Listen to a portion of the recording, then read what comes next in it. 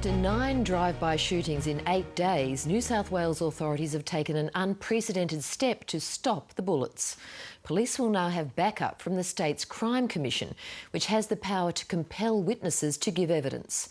The state government says it's leading the way in breaking the power of outlaw motorcycle gangs and organised crime. But lawyers say the move trashes the presumption of innocence. Sarah Dingle reports.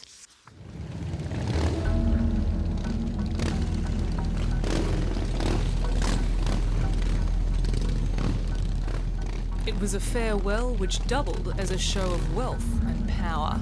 Slain lone wolf gang member Neil Todorovsky made his last journey to church covered in gold. He was shot in the head 2 weeks ago in Sydney's south. 2 other lone wolf members who witnessed the crime refused to talk to police. They make their choices, but the public look at it and they look at it differently, and they can't understand how they'd love to be able to give their loved ones $40,000 gold coffins, but they can't. And to hear that it was paid for in cash, again, it plays on this fear, this concern that people have.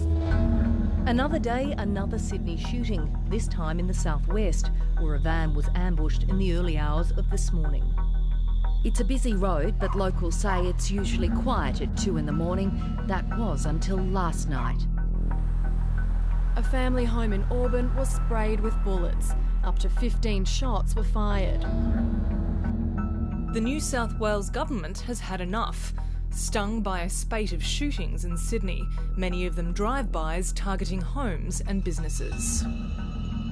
Now officers investigating the shootings have been given significant backup. They'll be assisted by the separate New South Wales Crime Commission, which has the power to force witnesses to talk.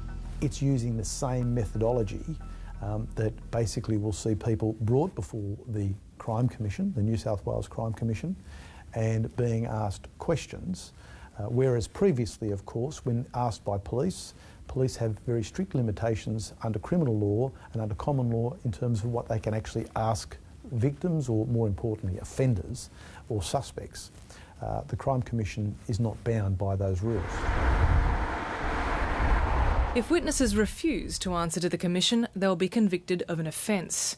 The state's police association wants to go further and allow some of the Crime Commission's powers to be granted to police officers, in particular the powers to investigate the suspected proceeds of crime.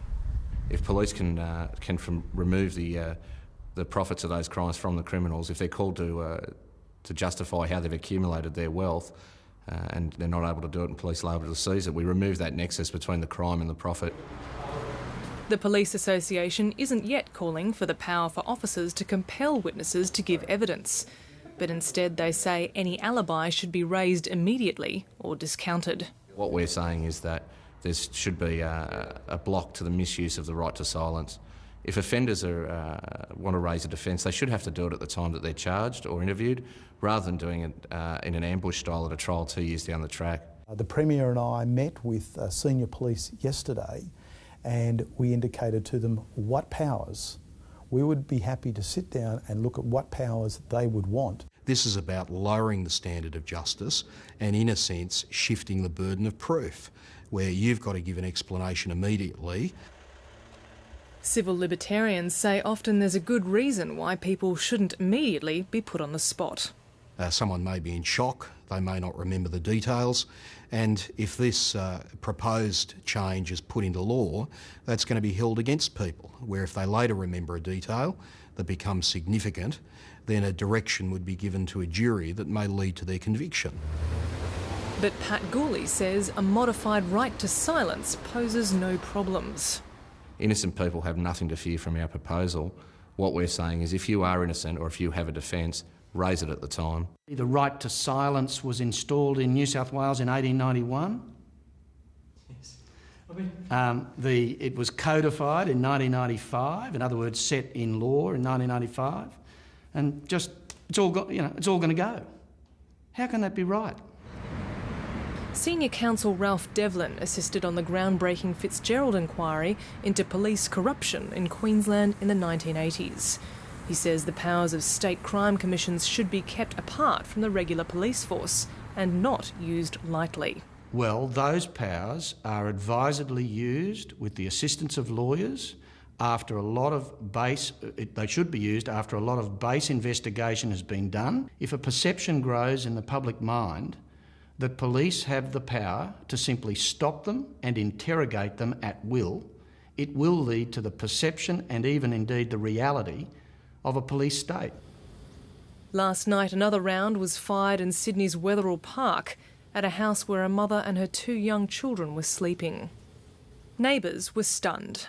Everybody's scary. I think everybody's kept themselves. That's why nobody wants to come out and say anything. These people next to us across the street haven't been talking to the police at all, even in the last crime, because they were really close to the people in the house down there. The incident will be investigated with the help of the Crime Commission, but the woman targeted in the shooting is currently charged over a fatal domestic violence incident. And local police have said they don't think this shooting is linked to 8 others across Sydney recently. This isn't all about people that just have flash lawyers to represent them, which is one of the public perceptions. This is about ordinary people, stopped in the street, who get perhaps flummoxed into saying something they didn't mean to say. It is an accepted process in terms of ensuring that where a police investigation comes up against a brick wall, that there is an ability to go through that wall and continue with the investigation.